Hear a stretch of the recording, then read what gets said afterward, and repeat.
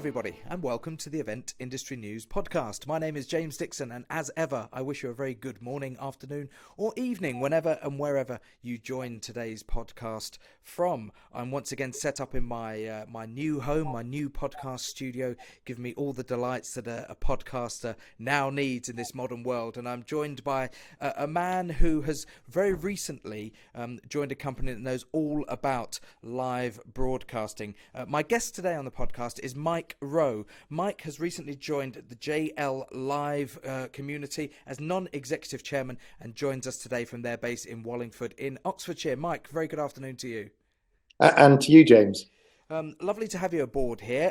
The press release has gone out today. I presume, LinkedIn and all the emails have gone berserk, have they, in the last few hours? Yeah, it's interesting. I think when you move into an industry like the events industry, everybody has an opinion on it. It's one of those everybody's experienced events in some way, shape or form. So what I found is that I've had people from, my past life in every way, shape and form commenting and having a view on my move into the events industry. And I'm glad to say universally positive. And I think everyone just looking forward to what happens next, given the last 12 months. Absolutely. Let's put that move into perspective if we can, first of all, Mike, and just briefly on your background. You've come to the JL Live Group as non-executive chairman, but previously as CFO at Just Eat. Tell us a little bit briefly about some of the experiences there and what your involvement was and what that led to. Yeah, well, hopefully, given the amount of money we spent on marketing over the years, most people who are listening will have heard of Just Eat, the online takeaway business.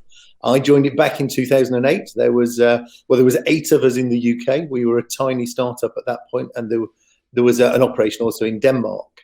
And I joined as finance director, but although technically my title was CFO, I like to think of myself at that time as the OFO, as the only financial officer. I'm not sure who else I would have been chief of.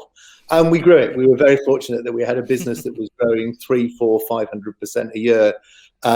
We grew 50% in a month sometimes in those early days. It was an exciting place to be. As a result of that, I got to work with some extraordinary people and had a career. So we took the business from a couple of million of revenue when I joined to when I left, it was approaching £500 million worth of revenue.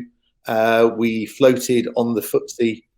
Well, we joined the FTSE 250 initially back in 2014, which obviously I led. And then we grew further from there. We were the fastest growing company on the FTSE 250 for a while. And I stepped down at the end of 2016 because what I realized is I love the growth phase of working in a business like Just Eat. But actually, once you become, as we shortly did after I left, a FTSE 100 business, being a director, a chief finance officer in that sort of environment, you spend a lot more time doing politics, corporate governance, talking to investors, and a lot less time building a business. So I stepped back at that point, had a year off. I was fortunate enough to travel, and then started to look at what next. And that has led me into working with a number of small growth businesses. I say small and medium-sized growth businesses, initially as a mentor and advisor, as I worked out what I wanted to do, but increasingly spending more formalized time with those businesses. And hence why I ended up here with Jack at JL Lighting. Sure. And the time spent at Just Eat, you mentioned that you started there in 2008. And I can remember sort of casting my mind back probably to 2010, 2011 and first becoming aware of Just Eat. And no doubt as mobile technology, mobile applications were becoming more prevalent on people's personal devices, there were a number of platforms that sprung up around about that time.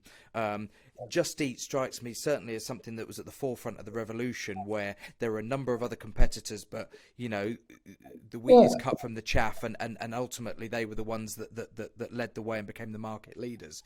Yeah, is that clearly something that you're wanting to do as well with JL Live? Do you feel that you're at the sort of the forefront of a potential revolution? Yeah, I think that's right. I think what I like about Jack and the team at JL Live is they remind me a lot of the Just Eat team. We were fiercely competitive. As you say, there were other players in the industry. Hungry House was one of our big competitors in the early days, but we outcompeted those guys, and we did it in a way that we had fun and we delivered something really exciting to our consumers. And I like that in Jack. I was fortunate to work with Jack in the Just Eat days when he ran my world party events. So we took the decision we were going to try once a year to bring all of our teams around together. Now that's easy when it's the UK and Denmark. By the end of it, we had 15 countries, including Australia, Brazil, Canada, and most of Europe. Becomes a slightly bigger logistical challenge when you do that. And Jack was at the forefront of helping us run that event and making sure that we got our message across, but that everybody had a great time doing it. So when I stepped back and we spent more time, Jack, we'd had various conversations, and then of course COVID happened, and Jack approached me for some advice, and I thought, oh, he's going to ask me how to cut costs and how to scale it all back. And Jack's actually approach was far more of, I can do the cutbacks, I can manage the business over the next 12 months, but this is going to create opportunity. The world is changing. I would like, Mike, to tap your growth brain, what you've been through with Just Eat, to help JL Lighting think about what happens next. And I think he was spot on. 12 months ago, Jack was talking about it's going to be different in, well, I think at that point we thought 9 months' time, but as we now know, 12 to 18 months' time, it's going to be a different world. People are going to need different type of events, and I think JL is uniquely placed because of its events background and the fact it's diversified into television 3 to 5 years ago. Yeah, uniquely placed to combine those two at a time when people, I'm not sure they're willingly moved to digital and online, because I think people miss that human contact piece. But I think it's an important part of events going forward is we won't necessarily have everyone in one place like we used to. We're going to have to find a way of making it work for everyone. And I really like that ambition from Jack, that he was thinking, what next? Not I need to be careful with my cash for the next 12 months. What next? How do I position myself for that next? Well, of course, and that's once again, whilst it may not seem an obvious parallel to begin with, when you talk about the two names, Just Eat and then a major events, production business, the idea of foreseeing where people will be in terms of usability in 5 years' time, going back to the timeline, of course, of your own involvement in the previous company, 2008. You had to have that foresight to see that in the next 5 to 7 years, people were really going to use their devices. And in the same way we sit here now, and one thing that really stood out to me in the press release that was sent out is a quote from yourself that said, in the last 12 months, digital acceptance has leapt 10 years. And I'm curious to ask you what you meant by the term digital acceptance. Well, I guess one measure of it is, what is my mum doing? My mum, bless her, is in her early 80s. Hopefully she doesn't listen, because she'll hate me for revealing that massive secret. But my mum moved 9 months ago to ordering her groceries online. She'd never done that way. My mum now has moved all of her bank accounts online. Yeah. And so if my mum in her 80s is suddenly accepting the fact that the world has moved digitally, and she sends Moonpig cards, which still astounds me. So if she's doing that, the whole world has just changed. And you can see, my old world of takeaway, the numbers are up like 100% plus the volume of people who are ordering food online, food for delivery. You look at the Hello Freshies and the Gustos, and the fact we're ordering uncooked food online to deliver to our house. Yeah. The fact is, we're now far more accepting that there is a bigger part of our lives that will be online. Alongside that, though, there's been a forced part around Zoom. Who thought we could run businesses 100% on Zoom or Microsoft Teams or whatever the right platform is 12 months ago? We'd have suggested that people were going to spend 4 or 5 hours a day doing this. People would have thought we were mad. Yeah. But people have done it. I think it's gone too far in terms of that piece, but I think people have accepted you can do it. And now what we've got to move to is, how do I do it in a way that I like doing it? Absolutely. And I think as a result, it's production values are going to get involved, but not just at events, but as you've said yourself in the introduction, having the equipment around you to do this properly makes a vast difference to the quality of the output and the result that you get. Yeah, and I've said this many times on the podcast over the last, 2 or 3 months, is that when your hand is forced and you are given no option but to go down a certain path, then that often leads to the best results.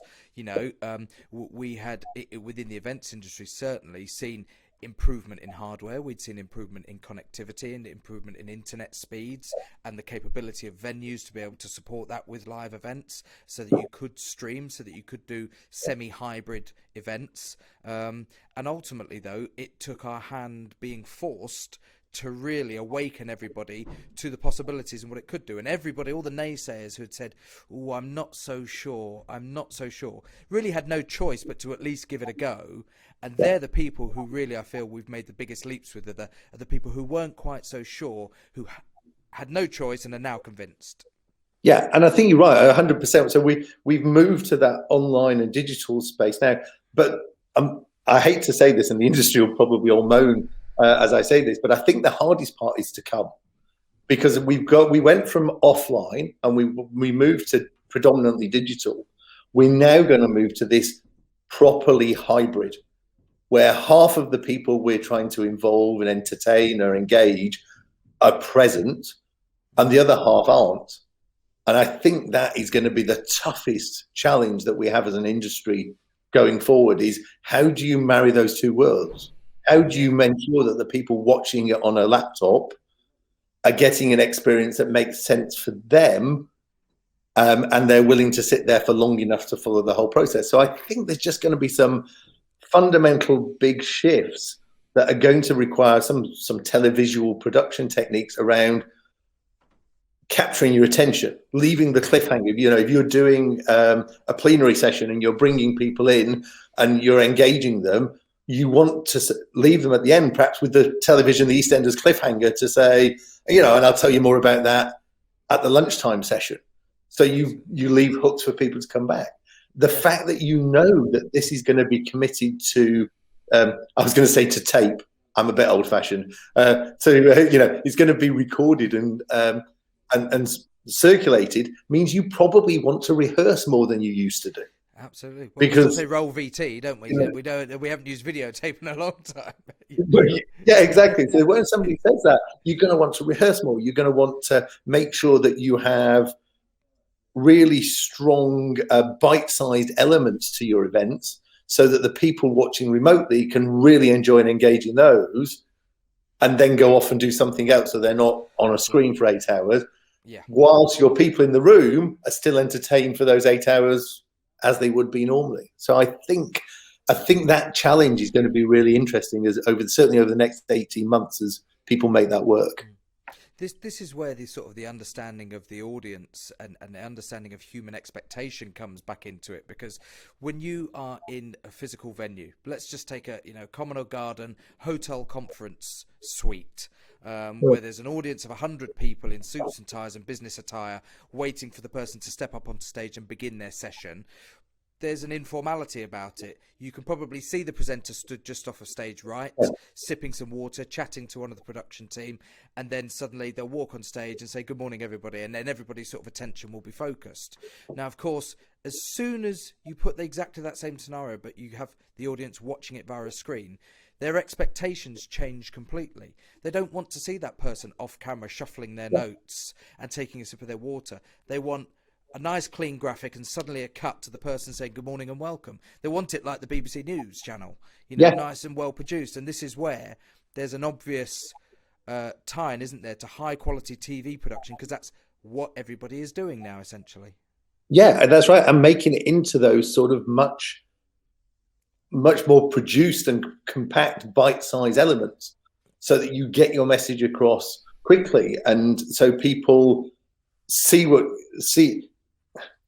they get the same excitement without being there, but in much smaller chunks, because a lot of the build excitement, as you've said, you're sat in a conference room and you're gossiping with the person next to you who you may have not seen since the same event the previous year, but you're losing that element of interaction before and after as well. So I think we've got to look at how we make that work for everyone. How do you pipe through the noise of what's in the room to those people in the build-up? Just because that's part of the visceral feel of what you want from a big event production. You want that sort of build up, a bit like, when you're sat in a theatre and as you get closer and closer to 7 p.m, you get that sort of build up of noise that suddenly goes silent. Is that part of what we get from events? And I think that's going to be an interesting. Yeah. It's the question that the sports broadcasters all asked, didn't they, when they started broadcasting in empty stadiums? Do we put the crowd noise on there? Do we broadcast it completely realistically, or do we simulate the crowd noise? And I'm sure it will be no different. Something I'd really like to ask you, Mike, if that's okay. Again, just pulling some information from today's press release. Group Director of JL Live, Jack Linaker, it's a quote from him that said, Mike's strategic vision will help us steer the business as we grow and enter new territories. And new territories for me, particularly as we sit here today talking about, the advent of digital events in combination with live events, new territories 20 years ago would have meant physically new geographic territories. To me, the term territory now can mean so many different things, because you can choose different demographics of audience based on your digital profile. A new territory could be the digital territory. It could be the physical territory. Territories now mean so much more when we're talking about how we're delivering events and tapping into audiences. Yeah, and you're absolutely spot on. When we talked about that territory, we were talking about the fact that, online is a territory in its own space, that digital space. But I think also for us, there was a realization that we can run the digital piece from headquarters in Oxfordshire as it stands at the moment, and we can do a lot of that pulling together here. But there's still going to be, as we have hybrid events going forward, there's going to be still a requirement for some localization. And so how do we combine the fact that we might have the skill set centrally to do the digital production piece, but we still want to run the events piece? So, JL launched in Ireland a couple of years ago. We've got a presence there in Ireland, and the intention is obviously to build out there. And I think the other thing that's changed in the last 12 months that sort of got a bit swept under the carpet, of course, is Brexit. Yeah. The fact is, the world of your ability to transport events around Europe has just got a lot more complicated, particularly if it's going in and out of the UK. So I think, one of the territorial expansions we'll look at is, do we have something on mainland Europe that enables us to combine, like we say, what we do here with the digital piece with a local event production? Sure. And I do think one of the pieces is, if we can't get a lot of people together, us going to them rather than them coming to us might be the way, and you have a rolling events production so that people take part in one big piece that's digitalized, but then the event day, maybe it's a team building event or something, sure, you roll that out and you run it in France, you run it in Ireland, you run it in Germany. So I think, that's where we envisage is, how do we optimize our use of the skills we've got digitally, but while still maintaining that local presence? Because what makes events special, I think, is still that live element. You've got to have that live element. Absolutely. At some point. Absolutely. Have you drawn up a priorities list? So, having come on board in your new role, is there a top 3 things that, boom, in the next 12 months, this is where I'd like to sort of take us, and this is the direction I'm advising?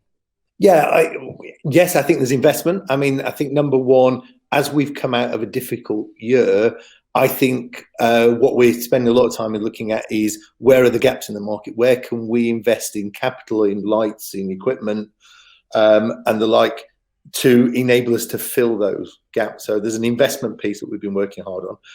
The other piece is, we've launched JL Live as a separate entity to the TV and lighting business recently. And I've been working carefully with Phil and Jack on that, about how do we get live events to properly include the TV and production elements? How do we convince people that it's not necessarily stupidly expensive to do that? I think a lot of people want to do it, but think it's silly expensive. It doesn't have to be. Equipment, technology, the whole piece has all moved on in the last 3 to 5 years. So then actually you can run a production level event much more cost effectively with digital and TV than you would have thought possible 5 years ago. So a lot of it is around messaging, and how do we get that message out to people that this isn't a Rolls Royce? what was Rolls-Royce production 5 years ago, you can now buy for let's be modern, Tesla money, Tesla 3 money.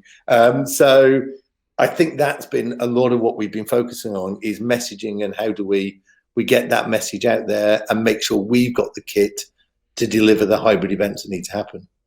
And of course, having the ability within one group to have the TV production experience and that live event production experience, and being able to potentially combine the two from a creative production point of view, that to me potentially offers something that could be really interesting when people are coming back and they want to. Again, I sense that a lot of events get into a very sort of habitual way of delivering them.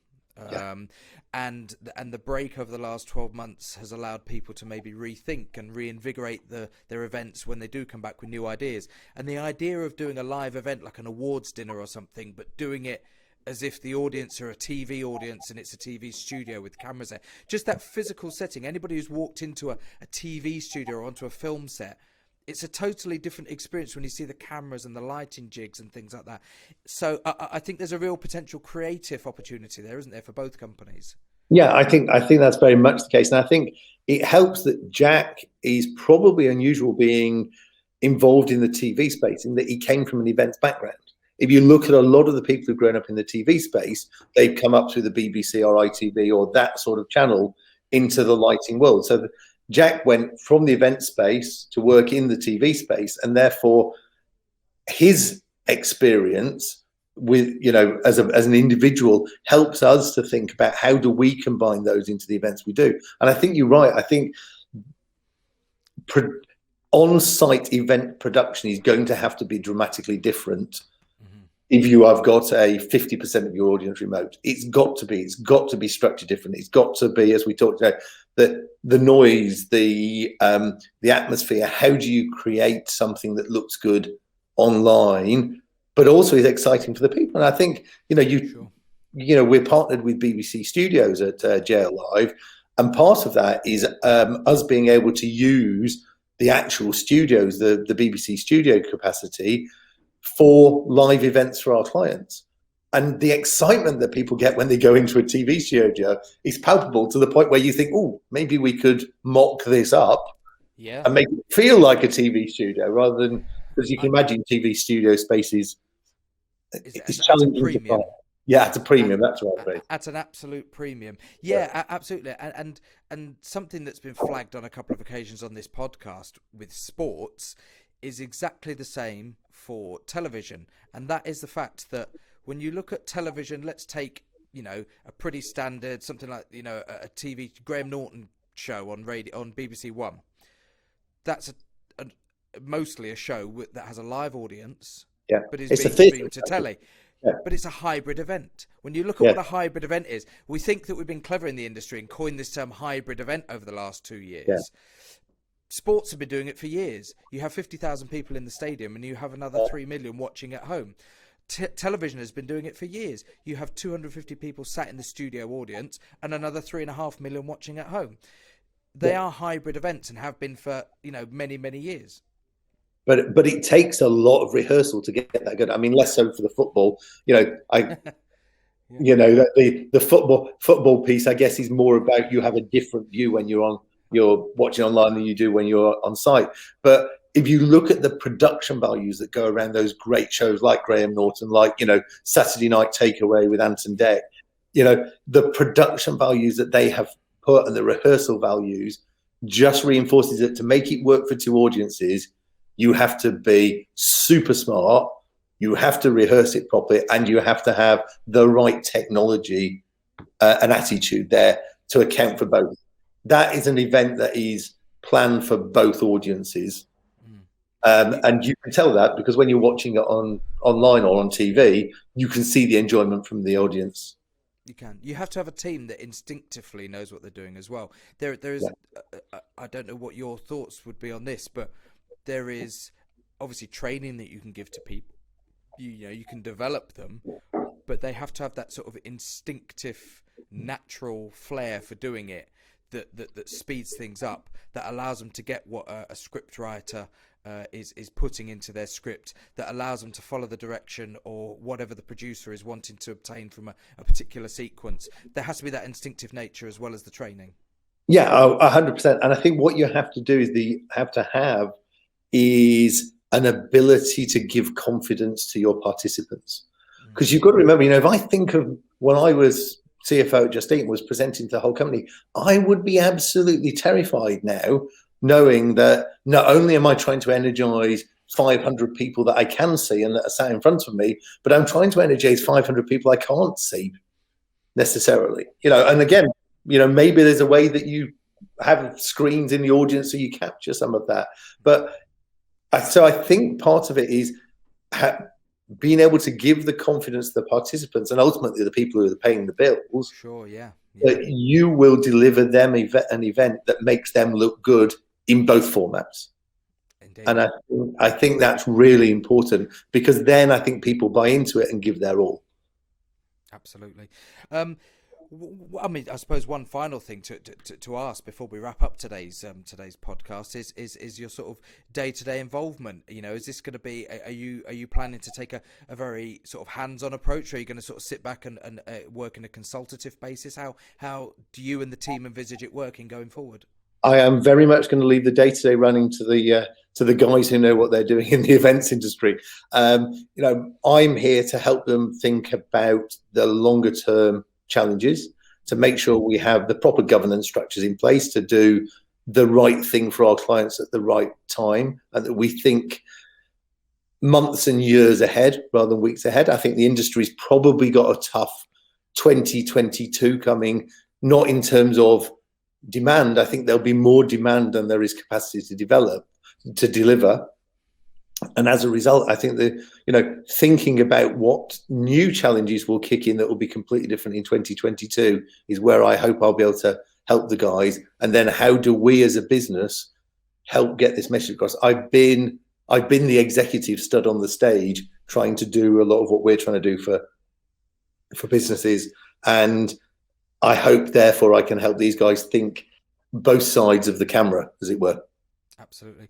Our guest today on the podcast is Mike Wroe. Mike, as of today, which is Thursday, the 8th of April, that we're recording this particular podcast, we are going to get it published and get it out there to everybody fairly rapidly, given the nature of what we've been discussing today. But today's announcement, the 8th of April, is that Mike Wroe has joined the JL Live group, comprising JL Lighting and JL Live, as non-executive chairman. Mike, it's been fabulous to talk to you today. Presumably, if anybody wants to find out a bit more, it's just a case of searching for JL Live, JL Lighting, etc., and on all the usual platforms, and the stuff will pop up. Yeah, very much so. And you'll see what the guys are up to there. Fantastic. Yeah, and just from somebody who has actually looked at their social media feeds on many occasions in the past, loads of good stuff. If you haven't come across them before, if you've maybe heard the name fleetingly, take 5 minutes, go and search the guys at JL Live and find out what they're up to, and I'm sure you'll be impressed by it, and you can see what they've got planned for the future. Mike Wroe from JL Live, thank you very much for joining the podcast today. Thank you, James. If you are listening to today's podcast on your favourite podcast platform, don't forget to head over to eventindustrynews.com and you can check out the latest news, features, supplements and special articles that are going up there, as well as all of the other versions of the podcast in video format. Of course, if you are watching this, hello to you on the Event Industry News website.